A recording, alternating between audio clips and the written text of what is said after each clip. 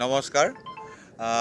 যেহেতু আপোনালোকে জানে অহা কাইলি 20 আৰু 21 তাৰিখে ভাৰতৰ সন্মানীয় প্ৰধানমন্ত্ৰী ডাঙৰীয়া গুৱাহাটী আৰু ডিব্ৰুগড় ভ্ৰমণৰ কাৰণে আহিব। তেওঁৰ এই যিটো প্ৰগ্ৰেম আছে সেই প্ৰগ্ৰেমত তেওঁ অহা কাইলৈ 20 তাৰিখে সন্ধিয়া ভাগত দুপৰীয়া ভাগত পাবহি। তাৰপৰা কাৰ্যসূচীটো আপোনালোকে সকলোৱে গম পায়।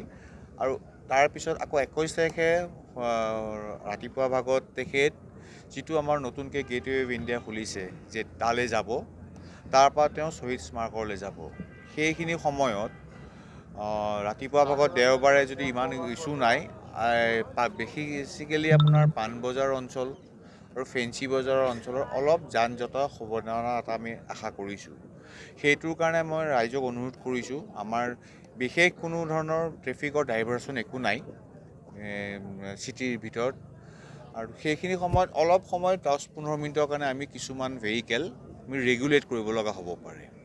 তাৰপিছত আপোনাৰ যিখিনি ৰাইজ আমাৰ LGB এয়াৰপৰ্টত যিহেতু প্ৰগ্ৰেম হৈছে আপোনালোকে জানে, তাৰ পৰা যিখিনি যাত্ৰী আছে সেইখিনি সময় এটা অনুৰোধ জনাইছোঁ আপোনালোকৰ আগৰ পৰা, অলপ সময়টো তেওঁলোকক হাতত ৰাখি যাতে আহে। কোনো ধৰণৰ গাড়ী আমি ষ্টপ নকৰাওঁ যিখিনি LGB এলৈ আহিব। গতিকে আপোনালোকে জানে মাননীয় প্ৰধানমন্ত্ৰীৰ মুভমেণ্টৰ সময়ত কিছুমান চিকিউৰিটি থ্ৰেটো থাকে। সেইটো প্ৰট'কল মেইনটেইন কৰি মই আপোনালোকৰ থ্ৰুদি অসমবাসী ৰাইজ আৰু গুৱাহাটীবাসী ৰাইজক জনাইছোঁ যে তেওঁলোকে যাতে অলপ হাতত সময় ৰাখি LGB এলৈ তেখেতসকল যাতে আহে। আৰু বিশেষ আমি একো ৰেষ্ট্ৰিকশ্যন কৰা নাই। আমি এটা অনুৰোধ কৰিম আমাৰ প্ৰশাসনক যে যিখিনি ডাঙৰ হেভি ভেহিকেলছ আছে, গুডছ কেৰিয়েল ভেহিকেল, অহা কাইলৈ যাতে অলপ ৰেষ্ট্ৰিকশ্যন কৰি দিয়া যায়, ৰেগুলেট কৰি।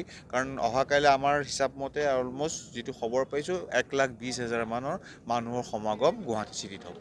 সেইখিনি আপোনালোকৰ থ্ৰুদি অসমবাসী ৰাইজক এটা মই আহ্বান জনাইছোঁ। নহয়, আমি এই যিটো প্ৰগ্ৰেম পাতিছোঁ ইয়াত যিটো এয়াৰপৰ্টৰ নতুন এক্সটেনশ্যনৰ কাৰণে কৰাইছে, তাত আমি যিটো আপোনালোকৰ গড়লৰ পৰা যদি আহে, তাত 4টা এই গোটেই ষ্টেজটো 4টা ৰটাৰী আছে। এইটো এক্সিট ৰটাৰী বুলি কয়। তাৰমানে এইফালৰ পৰা আহিলে গড়লৰ পৰা ছেকেণ্ড ৰটাৰী। সেই ছেকেণ্ড ৰটাৰীতে আমি মেক্সিমাম অল দি হেভি ভেহিকেলখিনি আমি ৰখাই দিম। কাৰণ আপুনি দেখিছে আমি য'ত ৰখি আছোঁ আৰু আমাৰ পিছফালে যিখন আছে সেইখিনি যথেষ্ট স্পেচ আছে। চ' স্পেচত আমি এৰাউণ্ড 700-800মান গাড়ীৰ বাছেছ ৰাখিব পাৰিম। গতিকে আকৌ আমি SOS ভিলেজৰ পৰা যিটো এইফালে অনাৰেবল প্ৰধানমন্ত্ৰী ডাঙৰীয়াৰ মুভমেণ্ট আছে, সেই ধৰণৰ পৰা উইদাউট পাছ থকা গাড়ী আমি আহিব নিদিওঁ।